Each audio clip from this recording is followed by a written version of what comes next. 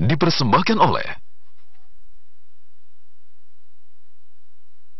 Kembali lagi dalam Money Report. Pengendalian gratifikasi ini ternyata komitmennya disaksikan oleh Komisi Pemberantasan Korupsi ya Bu ya. Mengapa harus seperti itu? Ya, kita harapkan bahwa KPK ini mendampingi OJK dalam hal program pengendalian gratifikasi. Mengapa? Karena gratifikasi ini adalah pintu awal, ya, pintu masuk untuk pelaksanaan korupsi. Ya.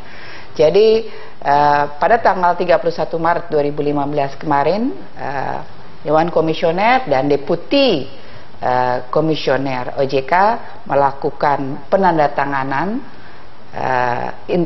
fakta integritas, dan fakta integritas ini disaksikan oleh Kepala Komisi Pemberantasan Korupsi.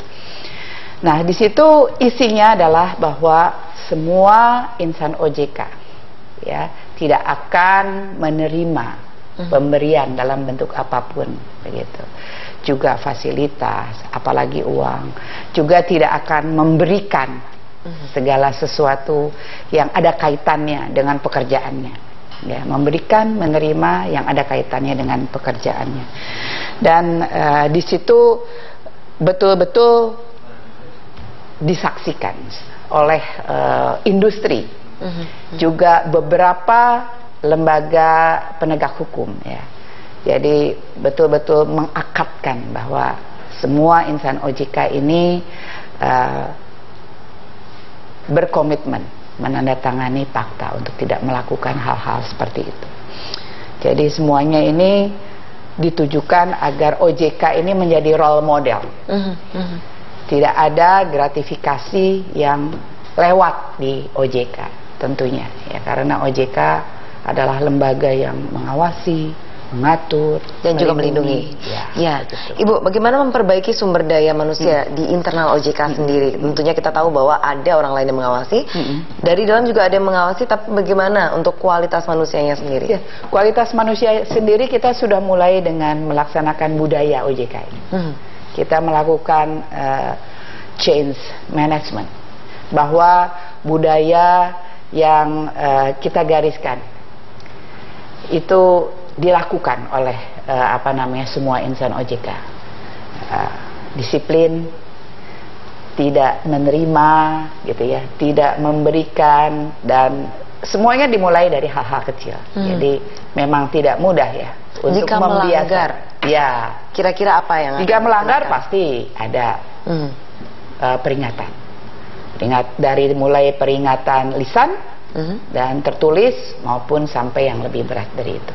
Pemberhentian kerja juga mungkin. Ya, mungkin kalau sudah kebangetan gitu ya harus diberhentikan, bahkan kita kirimkan ke penegak hukum. Selama ini alhamdulillah belum ada. Belum ada ya. Baik-baik masih. Berarti memang berintegritas ya dari dulu. Insya Allah begitu. Ya, maka dari itu ya kita nggak pernah tahu ya apa yang ada di dalam rumah kita sendiri. Maka dari itu kami mohonkan bantuan masyarakat melalui WBS ini untuk menjaga integritas OJK ini. Gitu. Sekali lagi diingatkan kepada masyarakat seperti apa ketika masyarakat juga ikut berpartisipasi, ingin berperan aktif. Seperti apa Bu untuk whistleblowing system ini? Ya, itu masuk ke dalam sistem WBS kita dan laporkan apa yang dia lihat yang tidak sesuai dengan kaidah-kaidah yang baik. Kira-kira dokumen apa saja yang nantinya harus dicantumkan di situ? Ya, yang mau dilaporkan apa? Kalau misalnya gratifikasi ya ada bukti-bukti penyerahan. Kalau tidak ada kita melihat dokumen-dokumen lain lah. Begitu. Karena biasanya gratifikasi ini sulit ya. Kalau nggak pernah ada dokumen begitu.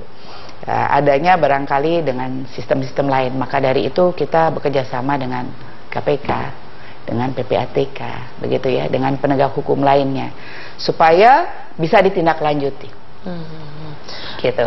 Selama ada pengaduan ini tidak ada pejabatkah yang kemudian diperiksa atau ini merupakan tindak lanjut dari pengaduan tersebut apa Bu? 6-7 pengaduan kalau tidak salah di 2013 yang kemarin ya 6-7 pengaduan itu kan saya tadi katakan. Betul. Ya, jadi hanya investasi bodong, ATM ketelan dan sebagainya. Jadi nggak ada hubungannya semuanya dengan tidak ada hubungannya. Jadi ini supaya clear saja ya Bu ya.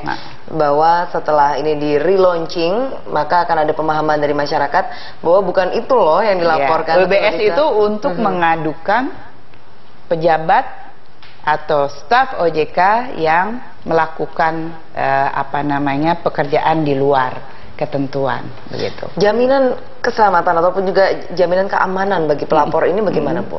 Ya, dijamin oleh siapa? Dijamin oleh OJK karena dia boleh tidak melaporkan nama dan tidak datang itu ke OJK tetapi ke pihak ketiga. OJK tidak ada yang tahu siapa yang melaporkan.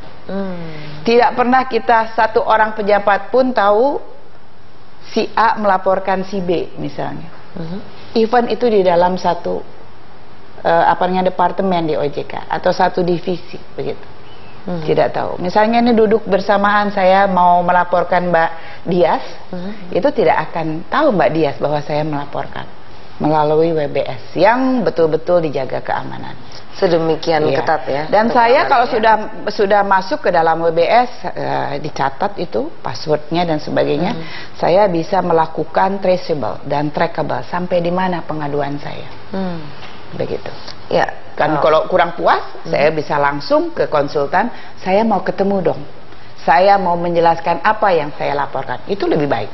Baik, jadi mudah-mudahan dengan informasi ini kemudian masyarakat juga dapat berperan aktif untuk melaporkan fraud-fraud yang mungkin terjadi di sekitarnya ataupun juga ada kecurangan yang dilakukan dari pihak OJK maupun juga dari lingkungan masyarakat itu sendiri ya. Baik, terima kasih Ibu Ilya sudah bergabung bersama Money Report dan juga sudah membagikan informasinya mengenai whistleblowing system dan integritas dari OJK sendiri. Dan pemirsa, Money Report akan kembali sesaat lagi.